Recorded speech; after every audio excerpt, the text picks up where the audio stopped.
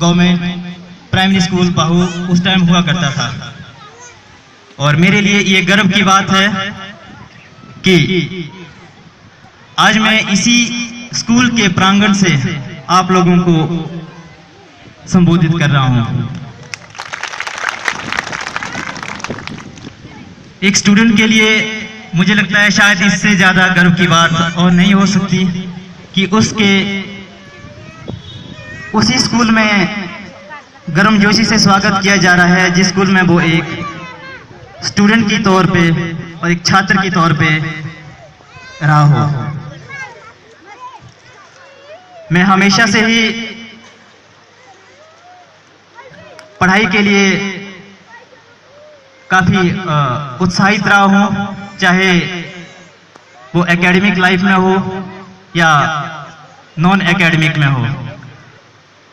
इसके अलावा recreational activity जो हमेशा एक स्टूडेंट को करनी पड़ती है और जो कि हम बोलते हैं कि पढ़ाई के साथ साथ बाकी चीजें भी जरूरी है, उन चीजों को भी मैंने पढ़ाई के साथ साथ कंटिन्यू रखा। ऐसा कभी नहीं रहा कि सिर्फ पढ़ाई के लिए ही मैंने अपना सारा टाइम व्यतीत किया। मेरे प्राइमरी स्कूल के टीचर श्री गोपाल जी आज शायद अभी चले गए हैं, मुझे मिला बहुत खुशी हुई। उन्हीं टीचर्स की वजह से, उन्हीं लोगों की वजह से जिन्होंने आज हमारी ग्रूमिंग की, हम इस जगह पे पहुंचे हैं।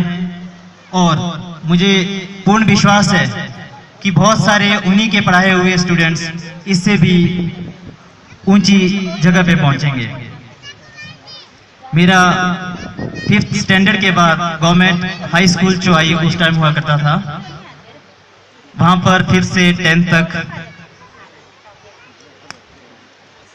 टीचर्स और बाकी फ्रेंड्स के साथ एक अच्छा तालमेल और एजुकेशन लेके उस संस्थान में गुजारा।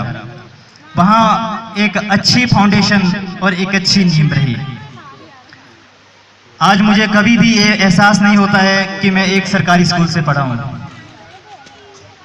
मैं जब भी अपने इंस्टीट्यूट में किसी से बात करता हूं या कभी किसी कॉन्फ्रेंस में जाता हूं या कभी किसी मोटिवेशनल लेक्चर में जाता हूं, तो हमेशा से लोगों का यही कहना रहता है कि आप शायद किसी कॉन्वेंट स्कूल से पढ़े हैं या आप किसी प्राइवेट स्कूल में पढ़े हैं। तो हम लोगों को जो भी टीचर मिले, उन टीचर की वजह से ही हम इस काबिल बने कि हम लोग किसी भी नॉन गवर्नमेंट स्कूल्स के साथ compete कर पाए। मेरा ये सिलेक्शन मात्र एक एग्जाम में सिलेक्शन होना है। इस एग्जाम की वजह से मैं एक छोटा सा उदाहरण देता हूं आपको। मैं बरेली से जब भी घर आता था तो सभी लोग बोलते थे कहां जा रहे हो, घर जा रहे हो क्या? लेकिन इस बार जब मैं घर आया तो लोगों ने बोला आप आनी जा रहे हैं क्या? आज तक जिसको पता नहीं था आनी कहां है, उन लोगों ने बोला कि आप आनी जा रहे हैं। और उसमें से मोस्टली जो स्टूडेंट्स हैं मेरे साथ, जो साइंटिस्ट लोग हैं, वो महाराष्ट्र के हैं, केरला के हैं, कर्नाटका से हैं, अरुणाचल प्रदेश से लेकर के गुजरात तक के हैं। आज सभी लोगों को पता है कि एक आनी एक जगह है और उस आनी की जगह में भी अच्छा एक टैलेंट रहता है। वो टैलेंट ना सिर्फ मेरा टैलेंट माना जाता है, बहुत सारे सोशल नेटवर्किंग साइट्स में जब आनी के कोई भी स्टूडेंट, चाहे वो मैट्रिक का हो, +2 का हो, इतने अव्वल मार्क्स के साथ आता है, तो वो जब शेयर होता है मेरी फेसबुक की वॉल पे, तो बहुत सारे लोगों को लगता है कि ये एक ऐसी जगह से है जहां पर टैलेंट की कमी नहीं है। मैं हमेशा से बोलता हूं, हमारा भले ही दुर्गम क्षेत्र माना जाता है और obviously geographically it is very hard. आप किसी भी प्लेन के आदमी से पूछिए, यहाँ आएगा 2 दिन से ज्यादा सर्वाइव करना मुश्किल हो जाएगा। ऐसी जगह पे जहां पर आपको संसाधन की बहुत कमी है, आपको अच्छी फैसिलिटी तो दूर की बात है, अच्छी किताबें नहीं मिल पाती है। लाइब्रेरी की फैसिलिटी नहीं है, जो कि बहुत सारे लोगों के लिए आज की मैं मानता हूं कि सबसे प्राइमरी नीड है एक लाइब्रेरी फैसिलिटी होना।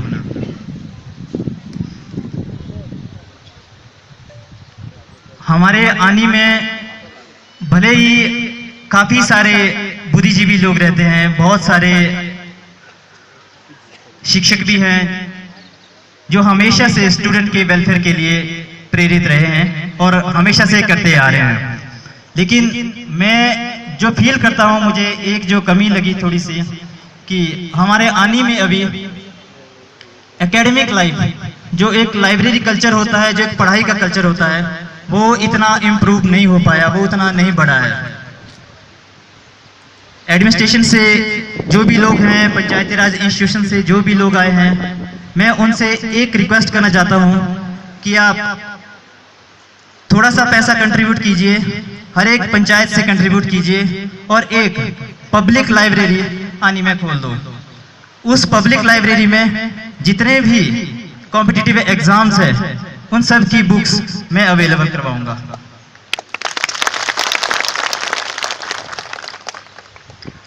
चाहे वो आईएएस की हो, एचएस के लिए हो, या फिर डिफेंस के लिए जो जाना चाहते हैं, सीडीएस और एनडीए के एग्जाम के लिए। इसके अलावा बैंकिंग सेक्टर में आजकल बेशुमार नौकरियां अवेलेबल है। जो भी स्टूडेंट किसी भी डायरेक्शन में जाना चाहता है, उसके लिए एक छोटा सा काउंसलिंग सेल मैं चाहता हूं कि हर एक जो भी आनी डिवीजन में जो भी स्कूल्स अवेलेबल हैं, वहाँ का एक हर एक टीचर या एक प्रिंसिपल उन सभी स्कूल में से एक एक टीचर लेके एक काउंसलिंग सेल क्रिएट कर दे। उस काउंसलिंग सेल से जिसका भला होगा वो हमारे आने वाले बच्चों का होगा, हमारे आने वाले जो आगे का भविष्य बनेंगे। मैं मानता हूं कि जब उनको इस तरह अध्यापक का मार्गदर्शन मिलेगा तो निश्चित रूप से वो सिर्फ ना केवल आईएएस का एग्जाम क्वालिफाई करेंगे, बल्कि देश के जो अच्छे अच्छे कॉम्पिटिटिव एग्जाम हैं, मैनेजमेंट के एग्जाम हैं जो कि सबसे टफ माने जाते हैं, उन एग्जाम तक लोग पहुंचेंगे, उन एग्जाम को आसानी से क्वालिफाई करेंगे, प्रोवाइडेड कि आपकी स्टार्टिंग से डायरेक्शन अच्छी हो। हम लोग, मैं नहीं मानता हूं कि यहाँ काफी दूर से लोग आए हैं, मोस्टली सभी जाने पहचाने हैं, अपने ही गांव से हैं, अपने ही आनी से हैं, तो उन लोगों को भी ये चीज मालूम है कि हम लोगों को ये मालूम ही नहीं होता है कि हमने +2 के बाद करना क्या है। हमने डॉक्टर बनना है, इंजीनियर बनना है, ये कुछ एक लोगों को आइडिया है। इसके अलावा कोई भी डायरेक्शन अभी तक मुझे लगता है कि मालूम किसी को नहीं है। मुझे लगता है मेरे आईएएस क्वालिफाई करने से पहले आईएएस कितने लोगों को पता था आनी में? हार्डली बहुत सारे लोगों को पता रहा होगा और कई लोगों को निश्चित रूप से नहीं मालूम है कि आईएएस क्या होता है। मैं एक क्वेश्चन पूछना चाहता हूं कि इतने साल हो गए देश को आजाद हुए भी और हमारा आनी भी तब से आजाद है, लेकिन एक आईएएस बनने में इतना साल कैसे लग गया? हम इतना 2016 में एक आईएएस बना रहे हैं, कहीं तो गड़बड़ी रही होगी। हमारे एजुकेशन सिस्टम को दोष नहीं दिया जा सकता, हमारे टीचर्स को दोष नहीं दिया जा सकता, हमारे नेता लोगों को भी दोष नहीं दिया जा सकता, क्योंकि वो हमेशा से तत्पर रहते हैं किसी भी काम को अच्छी तरीके से करने के लिए। कमी हम सब में रही है कहीं ना कहीं। हम एक अच्छा प्लेटफॉर्म नहीं दे पाए बच्चों को, जहां हम उनको बता पाए कि ये भी एक जगह है जहां पर आप क्वालिफाई कर सकते हैं। ये भी कुछ एक एग्जाम्स हैं जहां पर कि आप अपनी प्रतिभा का अच्छी तरह से निखार कर अपने देश के साथ साथ, अपने प्रदेश के साथ साथ अपने राष्ट्र का नाम गौरवान्वित कर सकते हैं। तो मुझे लगता है कि आने वाले समय में आनी क्षेत्र से, जैसे कि बहुत पहले होता था जब हम स्कूल में पढ़ते थे 1995 में, 90s की एरा में मोस्टली जब कोई एमबीबीएस होता था तो दूर दूर तक खबर जाती थी कि वो एमबीबीएस हो गया है, उसका मेडिकल में हो गया है। लेकिन आज के टाइम में देखते हैं तो हर घर से नहीं कहूँगा, मोस्टली हर एक गांव से एक MBBS सिलेक्ट हो रहा है। तो इसी तरह की लहर सिविल सर्विस में मुझे दिखनी चाहिए। आने वाले समय में हमारे जो पत्रकार हैं वो काफ़ी ओवरवेल्म्ड हो गए थे कि आनी से एक लड़का UPSC क्वालिफाई किया है। मुझे लगता है कि जब समय आएगा तो ये थक जाएंगे बताते बताते कि आनी से कितने IAS क्वालिफाई हो रहे हैं, आनी से कितने इंजीनियर डॉक्टर्स डिफेंस में जाके सर्विस दे रहे हैं, कितने लोग नेवी में जाके सर्विस दे रहे हैं, जो कि हम लोगों के लिए बहुत ही दूर की बात लगती है। अपने बच्चों को हम मोस्टली क्या देते हैं, मेरी माँ मेरे पापा ये मुझे चाहते थे कि बाहू में स्कूल है तो यहीं पर मास्टर बन जा। इनकी कोई गलती नहीं है। हम समाज में सभी लोग यही चाहते हैं हमारा बाल बच्चा हमारे सामने रहे, हमारे पास रहे, दाएं बाएं जहां भी नौकरी है 5,000 की 10,000 की कर ले, बस हमारे साथ रहे। प्लीज अब समय बदल गया है, अब ऐसा ना समझें। अपने बच्चों को स्टेट से बाहर, अगर आपको लगता है कि जॉब स्टेट के बाहर मिल रही है, स्टेट के बाहर एजुकेशन मिल रही है, अच्छी एजुकेशन मिल रही है, तो बिल्कुल भी ना हिचकें। पैसों की कमियां मुझे लगता है शायद ज़माने चले गए। वो ज़माने थे जब पैसों की बहुत सारी चीज़ों की कमियां होती थी।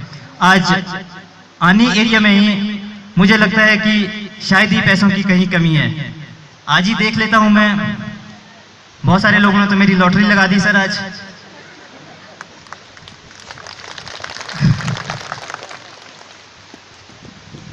मैं इसके अगेंस्ट नहीं हूं कि ये चीज़ें नहीं होनी चाहिए, ये हमारी संस्कृति का पार्ट है। संस्कृति में हम लोग चलते हैं, देव संस्कृति है हमारी इस देव संस्कृति के लिए हिमाचल को देश भर में जाना जाता है। लेकिन मुझे लगता है कि बहुत जगह पे हम लोग अपनी संस्कृति को डेविएट कर रहे हैं, उससे बाहर जा रहे हैं। मुझे लगता है आप समझ गए मेरे कहने का मतलब। इन चीज़ों को थोड़ा सा कम कीजिए, इससे प्यार नहीं बढ़ता है। आपका स्नेह और अफेक्शन जो भी आपका रहता है, आप जितने भी लोग यहाँ आए, मेरे लिए सबसे बड़ी बात यही थी कि आप लोग आए और मुझे आशीर्वाद दिया। जरूरी नहीं है कि आप क्या गिफ्ट लेके आए, जरूरी नहीं है कि आप क्या दे रहे हैं, सबसे बड़ी बात है आप आशीर्वाद दे रहे हैं, आप किस मन से आ रहे हैं। एक ऑरा है आपका, पॉजिटिव ऑरा, जो कि इस स्थल को एक और पवित्र कर देता है।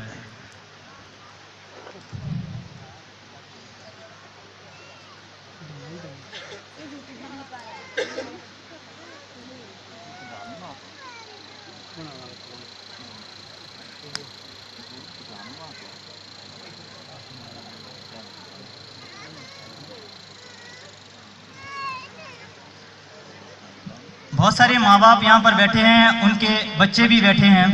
बहुत सारे लोगों के मन में क्वेश्चन उठ रहा होगा कि हम अपने बच्चों को कैसे इस स्टेज तक पहुँचाएं, कैसे मेरी तरह एक ऐसी पोजीशन पे ले आएं जहाँ पर कि उनके बच्चों का भविष्य सुदृढ़ हो जाए।